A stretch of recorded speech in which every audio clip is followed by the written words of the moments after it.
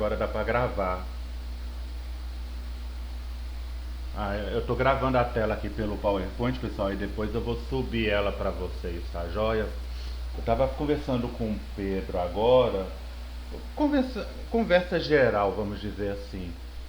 Aí eu comentando aí dos meus problemas e tal, ele falando da rotina dele que agora ele tá trabalhando dobrado e tal. Aí eu tava falando que tá muito difícil pensar em maneiras diferentes das aulas devido ao tipo de disciplina. E como eu tô com vocês mais de uma vez na semana, acaba que vocês enjoam da minha voz nesse modelo remoto que a gente perdeu o nosso contato total em sala de aula. O meu cronograma de ideia, eu acho que todo mundo já percebeu que eu não estou seguindo certinho a ordem do livro. Eu preparei um material de proteção em cima do que eu venho estudando ao longo dos anos e tudo mais. Esse slide é o último que eu quero usar desses conteúdos de componentes. Aí qual que é a minha ideia para as próximas aulas para a gente situar? Pessoal, minha tela está aparecendo para vocês? Ou só o PowerPoint? A minha tela também tá, né? Eu tenho que tomar cuidado para não abrir coisa que não deve. Aí o que que acontece? Aqui hoje eu vou falar de transformadores de corrente, potencial, fusíveis e disjuntores, que são coisas que a gente tem padronizadas no mercado. Eu estou estudando já tem mais de um mês um exercício que eu peguei de um professor, que é para a gente fazer um dimensionamento é, das funções 50 e 51 de relé. Que aí minha ideia é fazer na nossa próxima aula, no máximo na outra, se eu não conseguir concluir o conteúdo hoje. E aí depois a gente vai para a nossa unidade 4. Quem quiser já ir dando uma lida e tudo mais, porque ela é a única que tem parte de cálculo. Opa, uma disciplina errada. Que é a parte de componentes.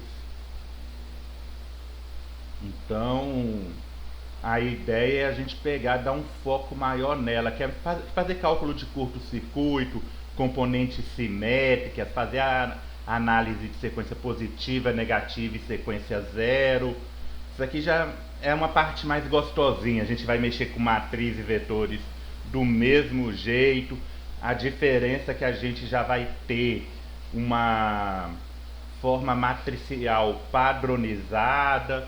Isso tudo a gente vai tentar mexer nas últimas 2, 3 aulas. Calcular de curto-circuito, etc. Que é a única parte que eu julgo realmente divertida da disciplina em sala de aula. Uma sugestão para vocês, eu estava vendo hoje, não deixa de ser legal, apareceu tanto na disciplina de proteção como na de sistemas elétricos 2, esse campo de aula prática, que é coisas que a gente não tem, não, vamos dizer assim, não estava previsto na nas nossas condições usuais, que são práticas usando softwares que nós não temos licenças propriamente dita. Então, eu tinha 2 aulas práticas previstas para CEP e 2 aulas práticas previstas para proteção. Na verdade, proteção é uma só, na verdade, se eu não me lembro, que é literalmente essa parte de calcular as componentes simétricas e assimétricas. Aí eu falo duas porque uma é simétrica e a outra simétrica. Mas apareceu esses videozinhos e em especial de CEP2 apareceu de um programa chamado Power alguma coisa, eu não vou lembrar o nome dele, que ele serve literalmente para a gente fazer os nossos barramentos e analisar o fluxo de potência a partir dele. Aqueles cálculos que nós estamos fazendo, ele faz para a gente. Então depois são videozinhos relativamente longos, são 8 vídeos em um e 4 no outro. Se tiverem a oportunidade, deem uma olhada nesses videozinhos que acrescenta. Aqui o que eu falei de teoria, eles mostram e tal. Eu espero, eu não vi os vídeos, eu espero que eles mostrem configurando o relé, entendeu? Porque aí é coisa específica. Mas aí uma característica desse tipo de situação é que configuração de relé é particular. Se você pegar um relé de um modelo, ele vai ser diferente muitas vezes da configuração de outro. A interface pode ser diferente e assim por diante. Então, depois dê uma olhadinha nesses vídeos, por favor, só para aumentar conteúdo. Repito a fala, eu acho que eu falei isso com vocês terça-feira, eu falei com a turma de ontem. A matéria de hoje em especial, que é muito teoria, não deixa de ser um pouco chata, maçante. Mas nas matérias que passa atividade, eu já percebi que tem muito aluno que não faz as atividades porque consegue, por exemplo, 3.500 pontos só lá nas atividades transversais. Gente, em especial no fluxo de potência ali, tentem fazer as atividades, que isso vai fazer falta para vocês no futuro. Talvez semana que vem, na próxima aula, a gente fazendo no Excel, dê um up no nosso conhecimento. Mas tentem fazer, não deixem essa nossa situação ficar pior do que já está, não. Inclusive, quero pedir um apoio muito grande para vocês. Eu tenho jogado limpo, eu estou fazendo o meu tratamento aí para ajudar a melhorar. Gente, qualquer feedback, qualquer sugestão que puderem me passar para a gente tentar melhorar as aulas, pode me chamar no zap, no privado, dá a dica, entendeu? Eu estou precisando muito disso, que eu estou sem criatividade nenhuma. Igual eu falei aqui, eu fui conversar com o Misael no zap, porque ele tinha comentado que ele usava variáveis na HP. Aí eu até falei com ele errado, eu falei incógnitas. E aí ele falou, não, é variáveis e tal. Ele me ensinou, me mostrou, top. E aí a gente teve o mesmo relance de tentar fazer o exercício no Excel. Semana que vem eu vou tentar desenvolver um exercício no Excel e vou fazer junto com vocês. Até porque normalmente é o que a gente apresentaria para uma CEMIG da vida em uma análise de fluxo de potência. Não tem por que eu fazer direto no Word, se eu posso fazer uma planilha relativamente automática. E aí uma planilha que a gente desenvolve para um determinado circuito, um outro circuito com as mesmas características e valores diferentes, a gente já vai poder reaproveitar. Então essa é a minha ideia, fazer uma planilha mais dinâmica com vocês. Mas, repito, eu estou precisando de dicas para tentar a gente conseguir levar as aulas aí, até mesmo porque eu sinto falta do feedback de vocês. Vamos lá então, pessoal. Só 5 alunos apareceram até o momento. Deixa eu tentar colocar aqui para gravar mais uma vez. Falha na reunião.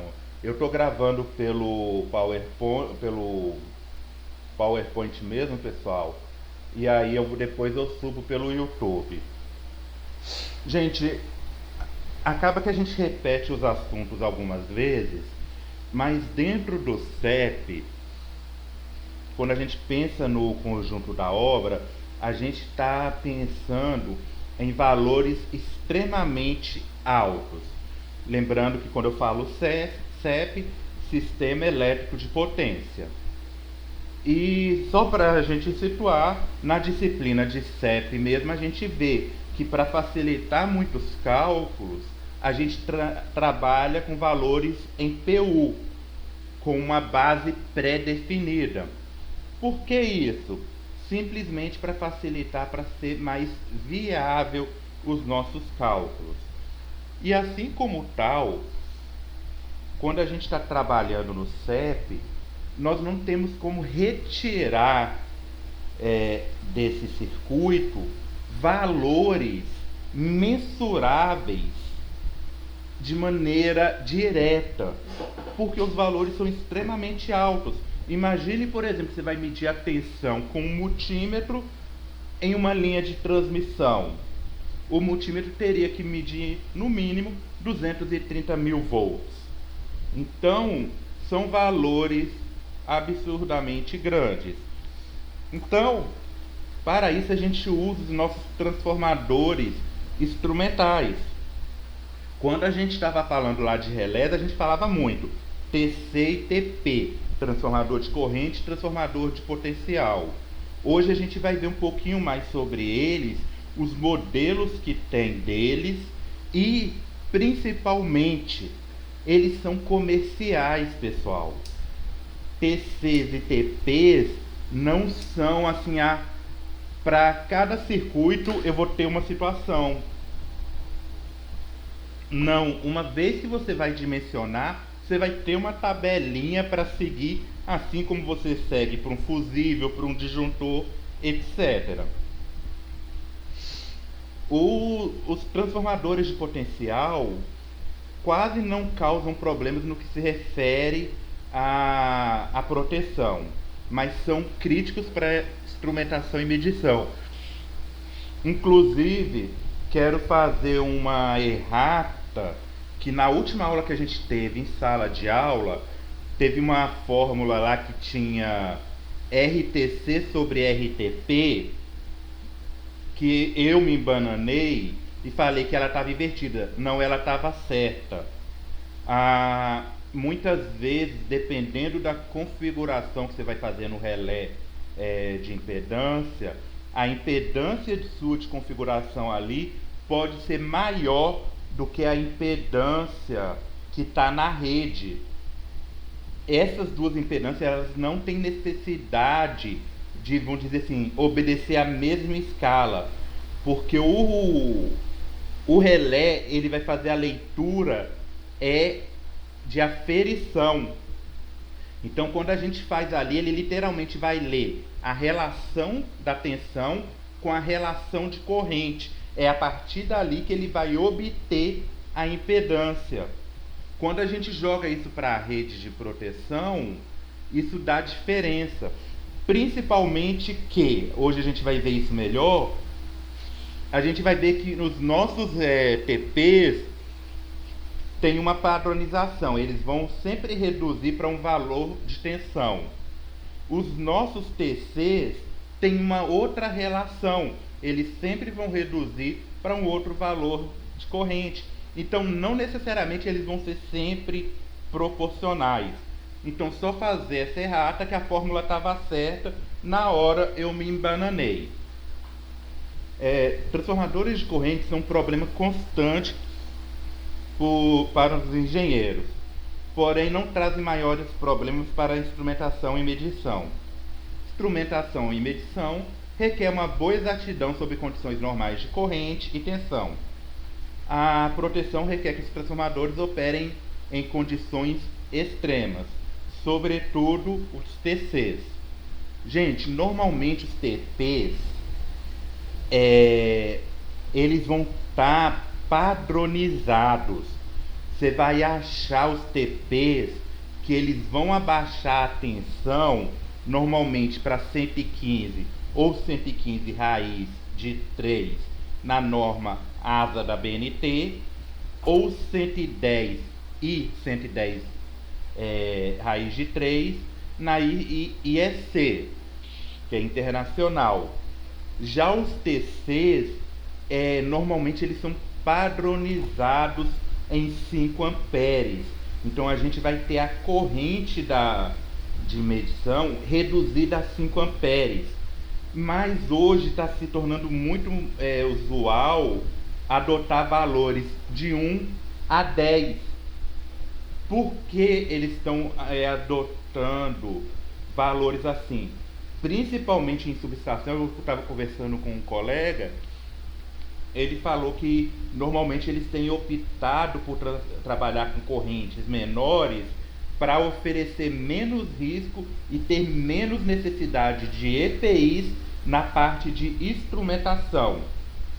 Exemplo, se você for trabalhar numa linha de alta tensão, você tem que estar trabalhando com uma botina, por exemplo, que aguente 230 mil volts. Mas se você estiver trabalhando em 110 volts, 1 ampere, os materiais são relativamente mais simples. Lembrando aí também que os nossos TC são dispositivos multi-enrolamentos, enquanto os TPs para alta tensão pode ter um divisor capacitivo de tensão. Aqui um esqueminha básico de um transformador instrumental. E aí, detalhe importante, pessoal: todas os elementos matemáticos constituídos colocada como na referência do secundário. Então, todo o modelamento matemático de um transformador, apesar de que a gente já não sofre mais com esses elementos, na parte de secundário. Devido à importância dos transformadores de instrumento para produção do sistema elétrico, o funcionamento deve ser examinado analiticamente. Vamos falar um pouquinho só de transformadores de corrente. Ele é o sensor que realiza a transdução. Gente, normalmente, sempre que fala transdução, é porque ele vai transformar alguma coisa. Então, ele vai transformar a tensão da nossa rede para o nosso relé da corrente do sistema de potência, para níveis apropriados no processamento do relé de proteção, medidores e para fim de controle e supervisão. E aí que eu chego até no comentário que eu fiz lá da impedância, que é extremamente importante a gente ter noção. Não me importa o tamanho da corrente que eu estou analisando, que eu estou transformando. Não importa o tamanho da corrente que passe na minha linha de transmissão. Se eu for no meu relé e configurar ele, que ele vai ter uma variação de corrente de 0 a 1, toda a minha programação, todo o meu controle vai ser feito de 0 a 1. Lembrando que esse 1 corresponde à corrente máxima que pode passar na nossa linha de transmissão. Então, numa mesma situação de impedância, por exemplo, muitas vezes eu tenho uma impedância na linha de 80 ohms, por exemplo. E aí eu configuro no meu relé de impedância 100 ohms. Isso não vai interferir em nada lá. A única diferença é que 100 ohms nessa escala do relé corresponde ao 80 que a gente tem sendo medido na linha de transmissão. Basicamente, um TC consiste em um núcleo de ferro, um enrolamento primário e um enrolamento secundário. O primário geralmente é constituído de poucas espiras, enquanto o secundário possui um número suficiente para obter uma corrente nominal de 5 amperes. Então, pessoal, esse daqui é o esqueminha básico. Esse daqui é o esqueminha básico de um TC. Eu vou ter a minha linha de transmissão com pouquíssimas espiras. Eu procurei alguns colegas que já trabalharam. Eles falaram que quando fala poucas espiras, a gente imagina 10, 20. Normalmente a gente está falando ali na casa de 500, 600 espiras. Tem alguns mais antigos que são 100 espiras. E o nosso secundário aqui que tem vamos dizer assim, uma infinidade de espiras. Não tem, vamos dizer assim, uma definição, porque quando você vai escolher o TC, você vai escolher ele com relação à capacidade de transformação. Ou seja, ele pode transformar 1.600 vezes a corrente. E aí, pessoal, até mesmo focando para a gente não esquecer, apesar dos grandes valores de corrente em linha de transmissão, devido ao processo de transformação e manter o fluxo de potência, normalmente a tensão ali em 230 mil volts tem uma corrente passando ali de 700, 800 amperes numa linha de transmissão.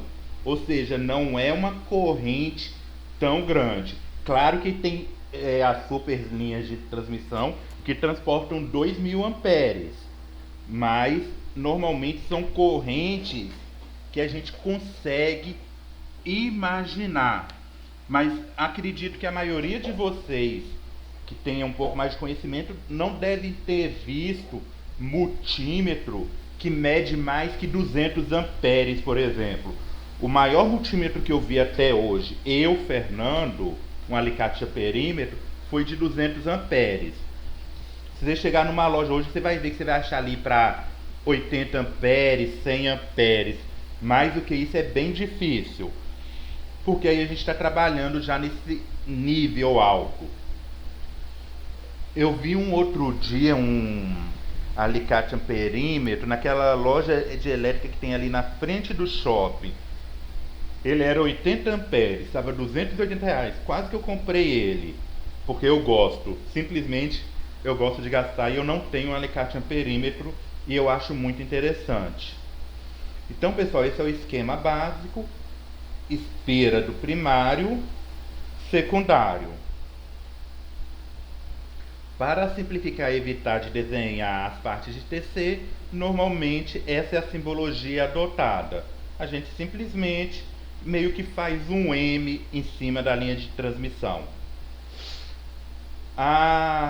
O modo com que a bobina do primário e secundário estão enroladas são simbolicamente representadas pela marca de polaridade. Então você tem o IS sendo representado na simbologia do nosso TC. A corrente primária IP entra na marca da polaridade e a corrente IS sai na marca da polaridade. Assim, IP e IS estão em fase.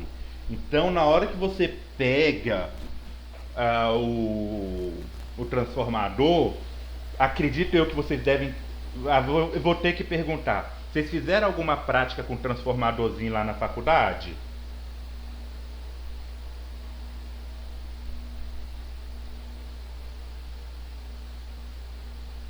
Pessoal, vocês fizeram alguma prática com transformador na faculdade? Então vamos lá, só para ser... Transformador laboratório.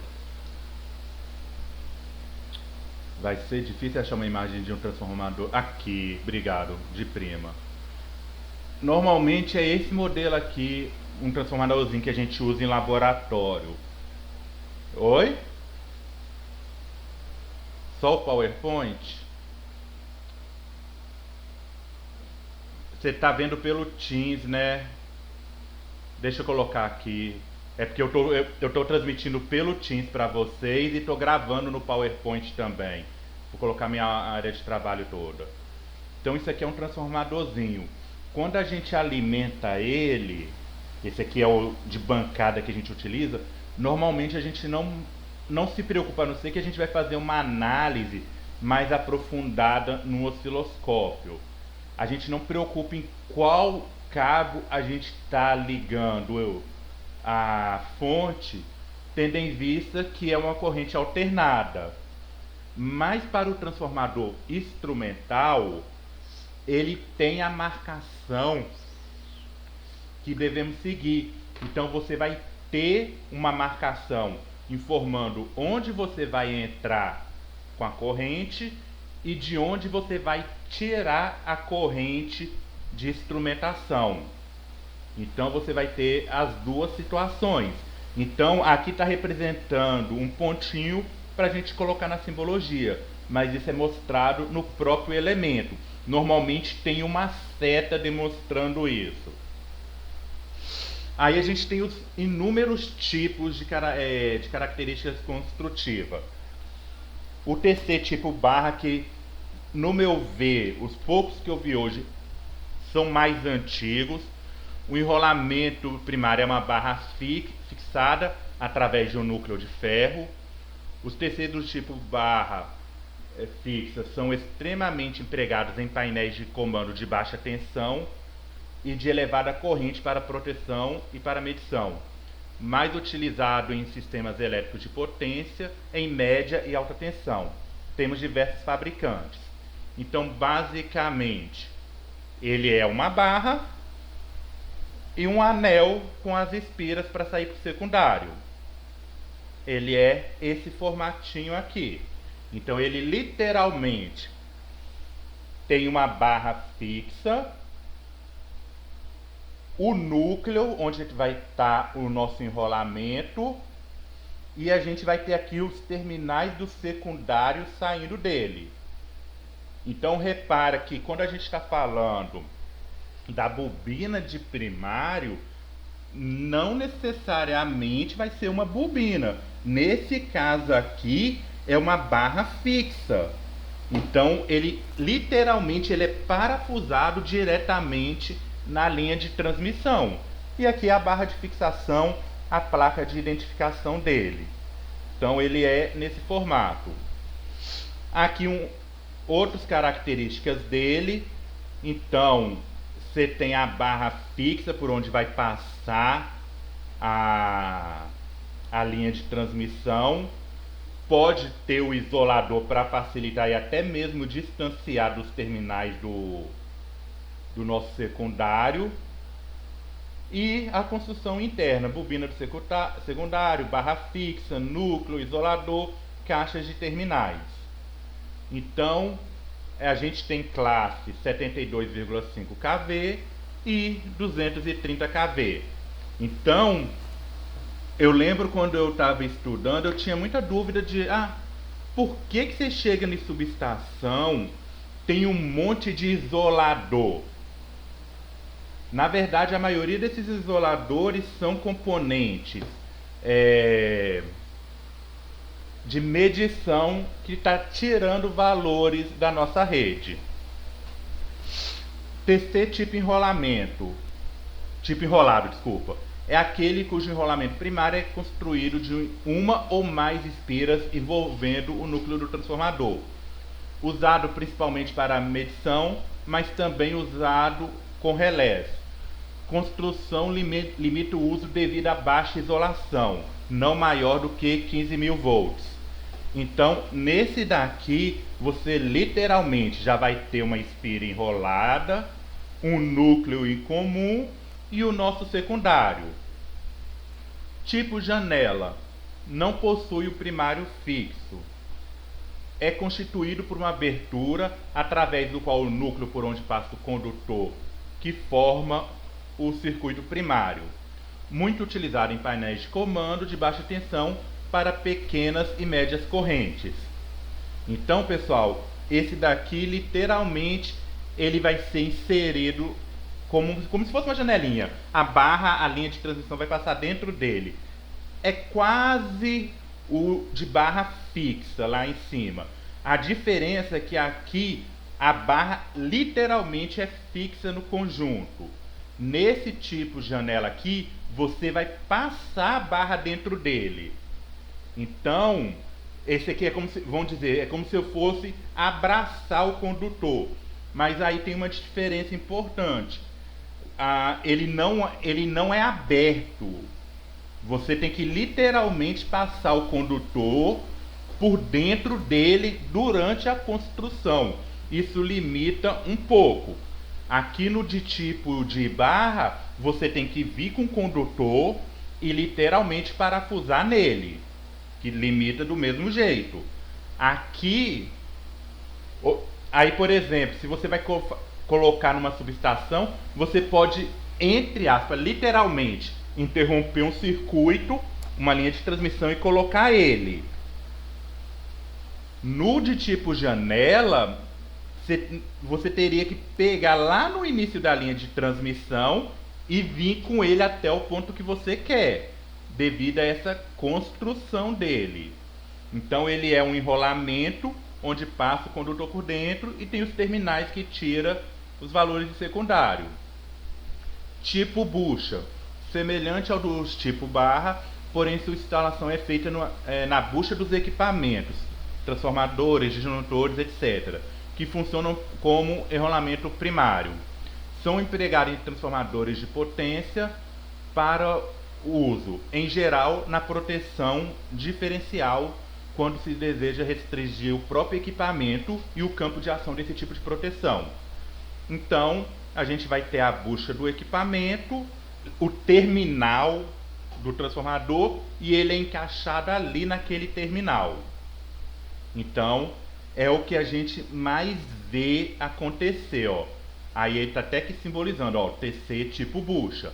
Aqui a gente tem a saída do nosso transformador e ele fica abraçado aqui a essa saída.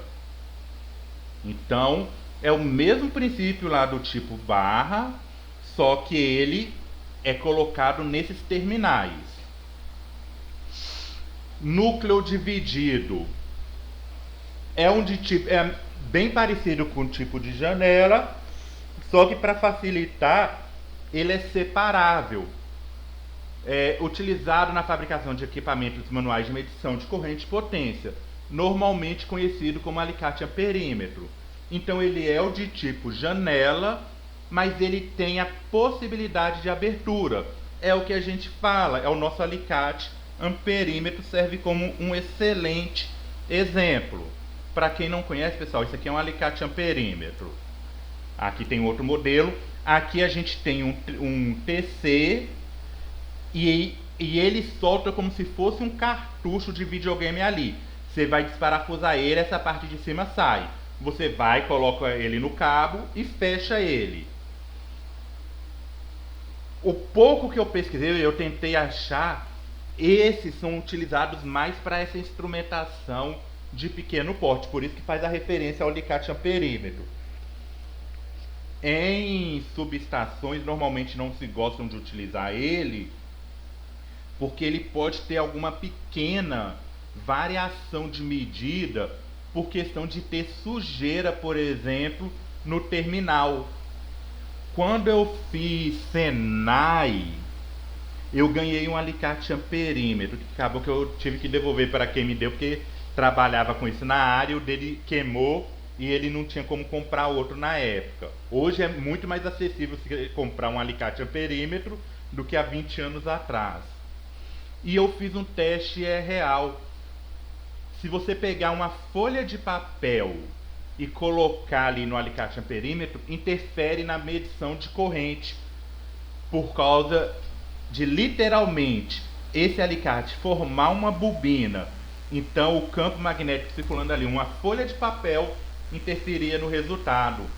Se você medir com ele aberto, interfere o resultado. Então são tipos de núcleo. Nós também temos TC com vários enrolamentos. Ele pode possuir vários enrolamentos de primários distintos e isolados separadamente. Se eu mal me lembro, também tem com vários no secundário. As bobinas do primário podem ser ligadas em série ou em paralelo, propiciando duas relações de transformação. E aqui a gente tem um esqueminha dela, eu coloquei na mesma página.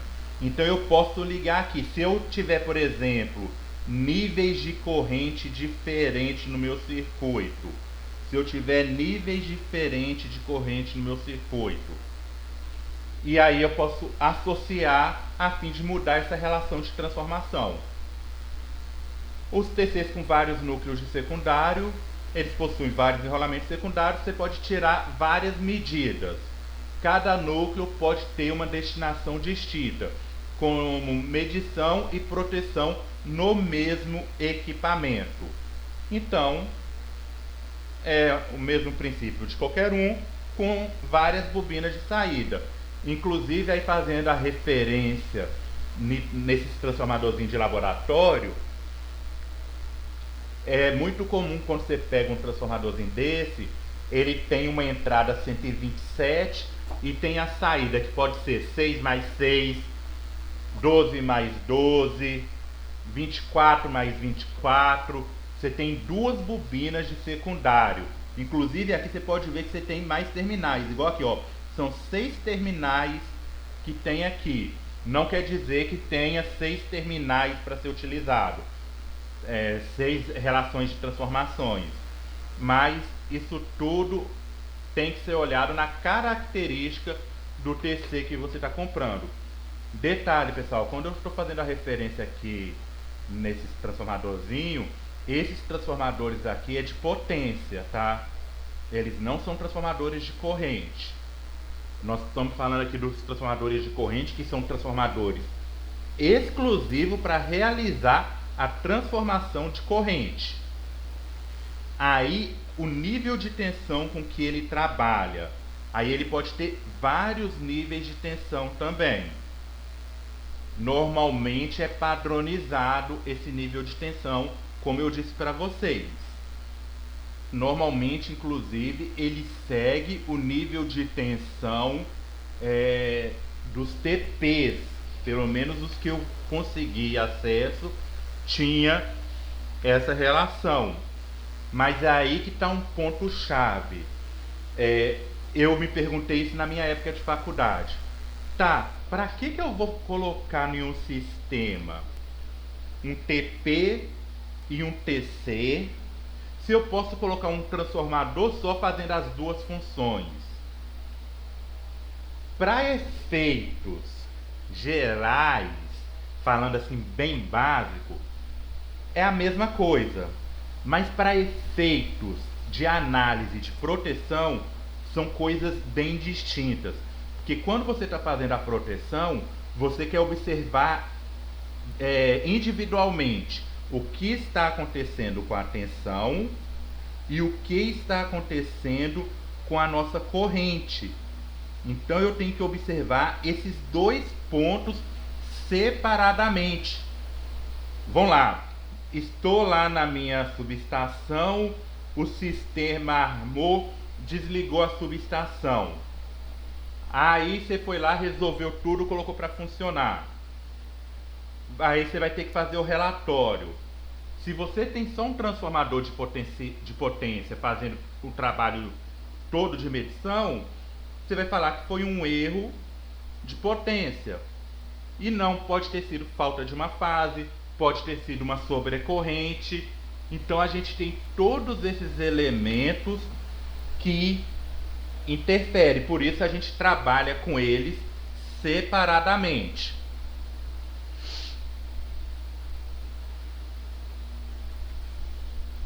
Aqui foi com vários núcleos secundários e vários. Desculpa, eu viajei até aqui, ó. Vários núcleos de secundário, ele tem vários núcleos. E aqui eu tenho vários enrolamentos, que é o mesmo princípio.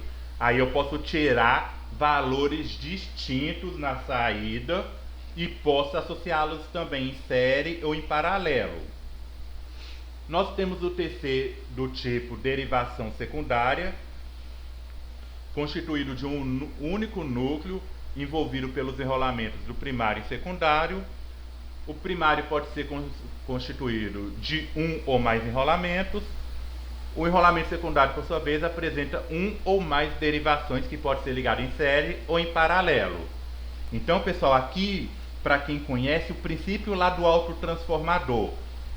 Eu tenho uma bobina só no nosso secundário, mas eu tenho intervalos que eu vou tirar valores de tensão. Então, se eu tirar, por exemplo, aqui, tensão entre S1 e S2 vai ser um valor. Entre S2 e S3, outro valor. Entre S1 e S4, outro valor. Para o mesmo tipo de bobina. Princípio do autotransformador. Características elétricas. Determinada carga absorve IP da rede, que circula no primário de impedância praticamente desprezível. A corrente que circula no secundário provoca uma queda de tensão em Z2 e ZC. A corrente magnetizante é diretamente proporcional. Lembrando aqui, Z2, pessoal, é o nosso parte do secundário. ZC é a nossa carga.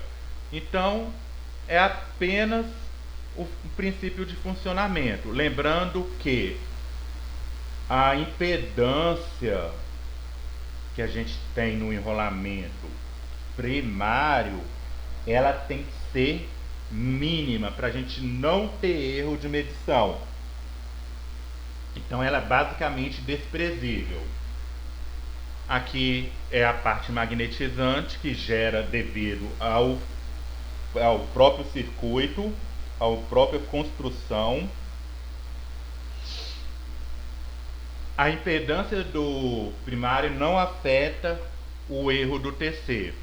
O erro é resultante essencialmente da corrente do erro magnetizante. Em um TC ideal, é 1:1 e P igual a IS, ou seja, ideal. A saturação provocada pela elevação da corrente magnetizante eleva o erro. Então, se eu saturar essa corrente, vai provocar um maior erro do nosso sistema. Aqui a gente tem alguns exemplos. A corrente do secundário não será afetada pela mudança da impedância de carga em uma faixa considerável. O circuito do secundário não deve ser interrompido enquanto o enrolamento primário estiver energizado. A FEM induzida no secundário nessas circunstâncias será alto bastante para apresentar um perigo para a vida e para o isolamento. Os erros de relação do ângulo de fase podem ser facilmente calculados se as características magnetizantes e a impedância de carga forem conhecidas.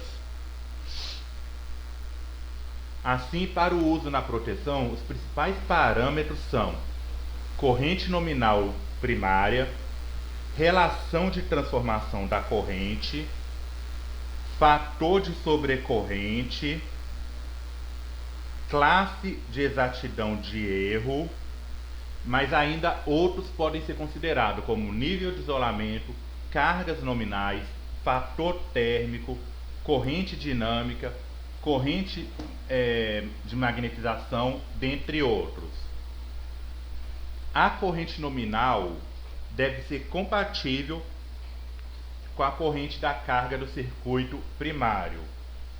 Então, pessoal, quando eu vou escolher esse TC, eu não posso simplesmente escolher, eu quero um TC de 100 amperes. Até mesmo na hora que a gente for fazer o exercício que eu tô estudando ele para fazer com vocês aí nas próximas aulas, para a gente dimensionar o relé no formato 50 e 51, vocês vão ver que tem uma hora que a gente acha uma corrente e a gente tem que pegar um TC bem maior devido às características do circuito que a gente está trabalhando, devido às características de curto-circuito. A NBR 6856 adota a seguinte simbologia: 2 pontos. É básico, exprime a relação dos enrolamentos. Tracinho, o hífen, separa correntes nominais de diferentes enrolamentos. Então, se eu tenho, por exemplo, um transformador com 2 enrolamentos, então ele é 300 para 5 para 5. Então ele tem 2 enrolamentos de 5 amperes no secundário, 2 secundários.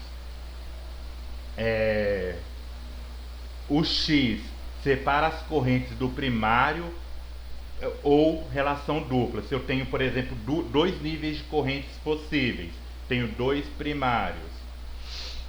O barra, usado para separar as correntes de primário, nominais ou derivações.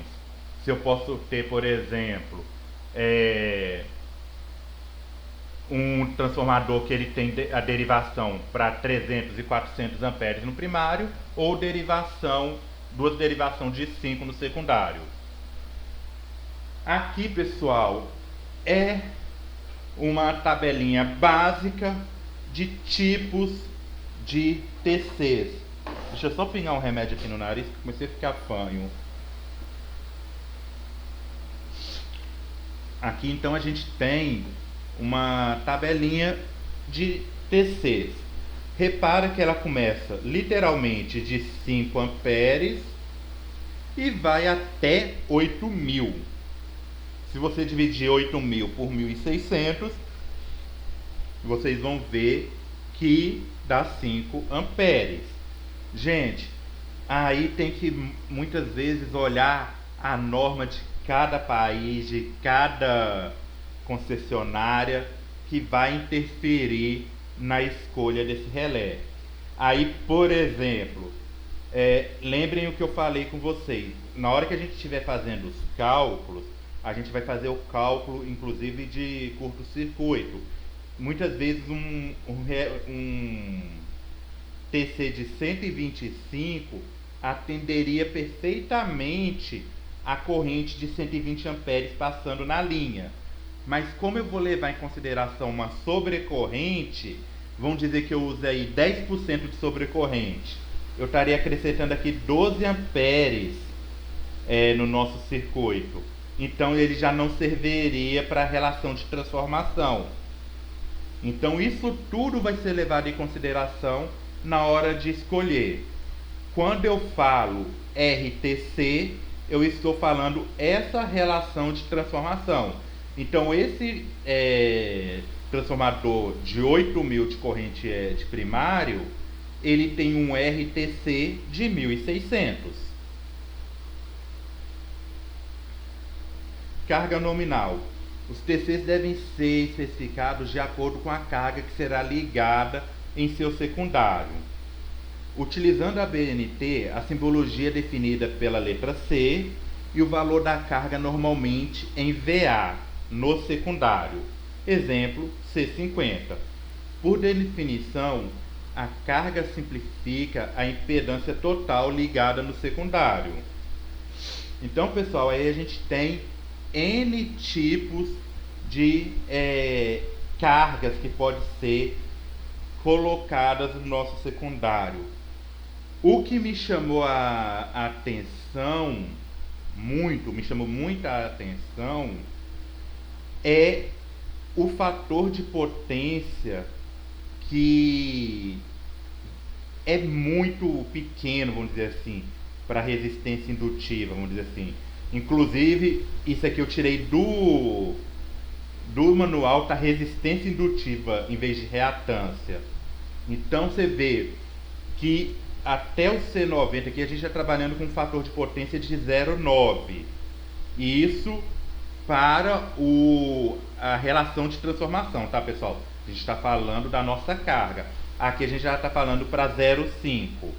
Então aí tem a resistência indutiva, tem aqui a resistência ôhmica, simplesmente a nossa impedância. E aqui a tensão a 20 vezes a corrente. É uma definição dessa própria norma. E aí a gente tem a capacidade, a carga em cada bobina do aparelho, o IS sendo a nossa corrente nominal, que normalmente é 5 amperes, ZC é a impedância do condutor, LC é o comprimento do fio. Então, isso aí tudo para ser calculado. Fator de sobrecorrente. O fator de sobrecorrente que determina a máxima corrente primária, limite na classe de exatidão. A nossa norma 6856 determina 20 vezes o I nominal para proteção e 4 vezes para a medição. Então, pessoal, veja só que são valores já definidos. Então, se eu tenho uma corrente circulando em uma linha de transmissão de 100 amperes, o fator de sobrecorrente que não vai danificar o meu transformador de corrente, o meu TC, ele tem que ser 20 vezes maior. O que isso quer dizer? Quer dizer que ele vai suportar 20 vezes? Não.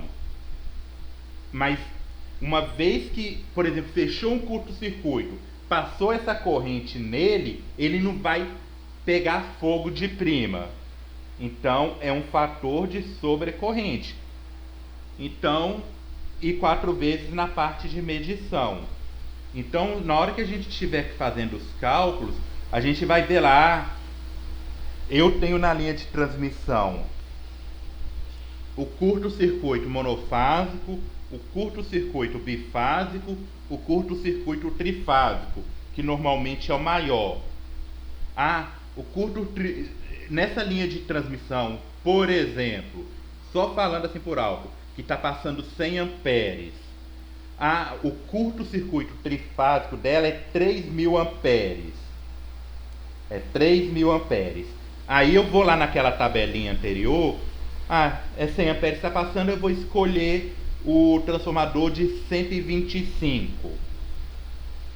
Beleza. Usando esse princípio aqui dessa relação para proteção, 125 vezes 20 vai dar 2.500. 2.500 é menor que a corrente de curto-circuito da nossa rede. Ou seja, se a nossa rede entrar em curto-circuito, o meu sistema de proteção vai estar em risco devido a não suportar essa corrente de curto-circuito. Então vocês vão ver que eu vou ter que calcular um transformador de corrente que suporte aquele curto-circuito trifásico que é de 3.000. Então eu não poderia pegar o de 125. Eu teria que pegar no mínimo o de 150, mesmo a corrente que está passando sendo 100. E isso é para efeitos de segurança. Lembrando, pessoal, que quando a gente está falando aqui de efeitos de medição de proteção, a gente está falando de N elementos de controle. Entenda, o nosso transformador de corrente vai detectar, vai realizar a transformação e vai mandar o relé desligar. Mas imagine que ele tem que suportar 20 vezes a corrente nominal dele. Se a corrente nominal que está passando por ele é 100, ele tem que suportar ali momentaneamente 2.000. É a sobrecorrente dele. Se a minha corrente é 3.000, nunca vai chegar nesse ponto de corrente de curto-circuito. Lembrando que quando a gente está falando do sistema elétrico de potência, lá no operador nacional do sistema, ele vai ver o que aconteceu. Vai ver, olha, a gente teve um curto monofásico. Não, a gente teve um curto bifásico. A gente teve um curto trifásico. Isso facilita para a medição. Eu ainda não tinha ministrado essa aula e eu estou usando exemplos da época que eu estudava. Quando a gente está pensando nessa parte de instrumentação, pessoal, não vai sair simplesmente um TC e um TP e vai chegar em uma janelinha, não. Vai ter várias medições que ele vai estar fazendo. Um mesmo TC e um mesmo TP pode estar ligado em vários relés diferentes para tomar várias decisões diferentes. O fator de sobrecorrente é diretamente proporcional à carga do secundário. E aí a gente tem uma formulazinha: carga ligada do secundário em VA, carga nominal em VA, fator de sobrecorrente nominal. Então, pessoal, aqui a gente tem a curva, coisa básica. Então, a relação entre as correntes de primária e secundária. Lembrando que curva de excitação para o TC de medição, para o TC de proteção. Então, olha a diferença.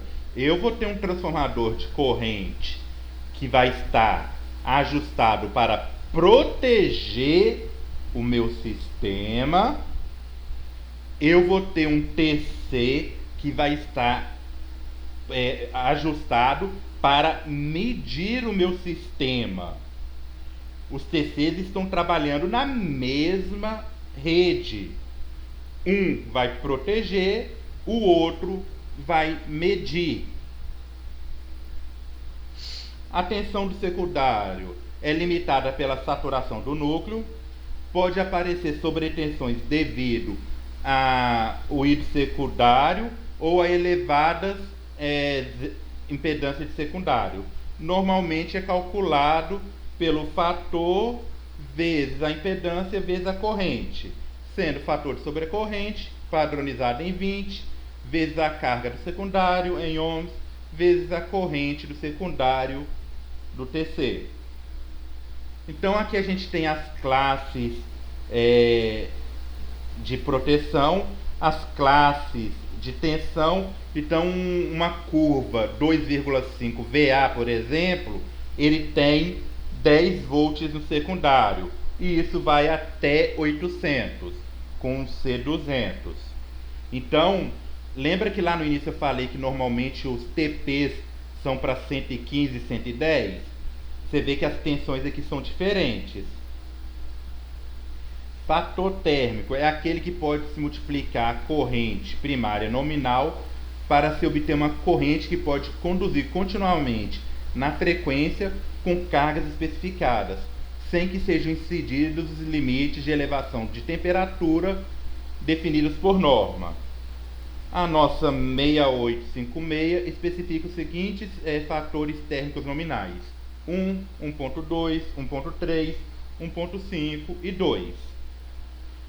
Corrente térmica nominal é o valor eficaz da corrente primária de curto-circuito simétrico, que o TC pode suportar por um tempo definido, em geral igual a 1 segundo, estando com enrolamento secundário em curto-circuito, sem que seja excedidos os limites de elevação de temperatura especificados por norma.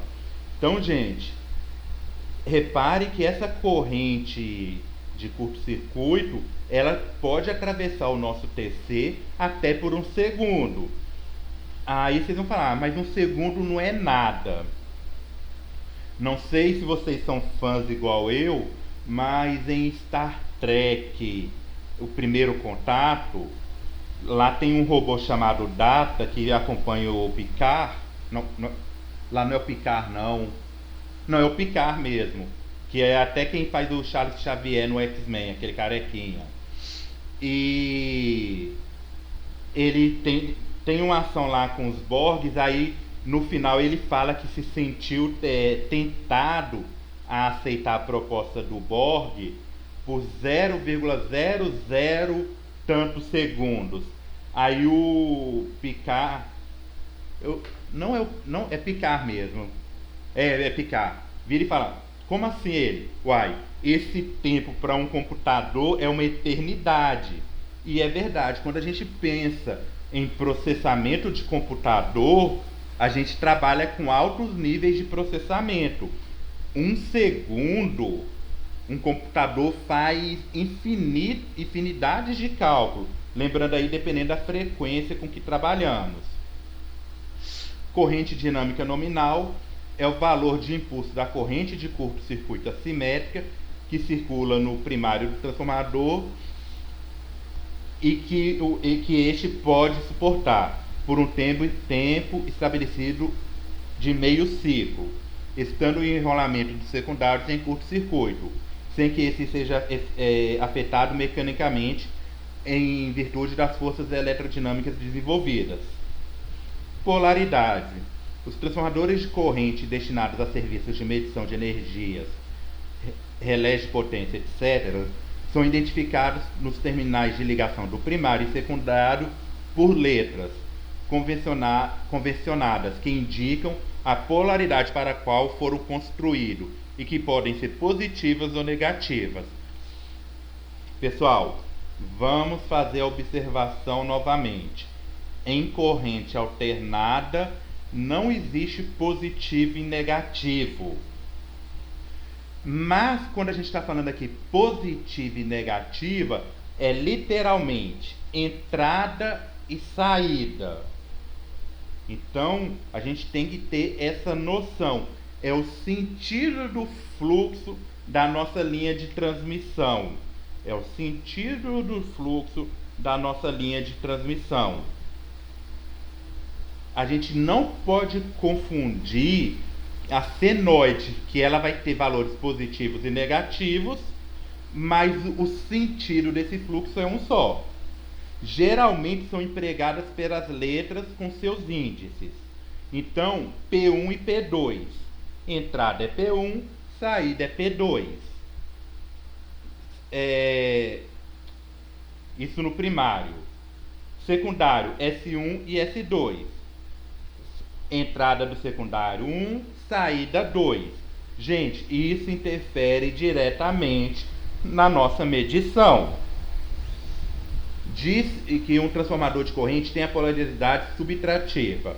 Por exemplo, quando a onda da corrente, num determinado instante, percorre o primário de S1 para S2, a onda de corrente do secundário assume a trajetória de S1 para S2.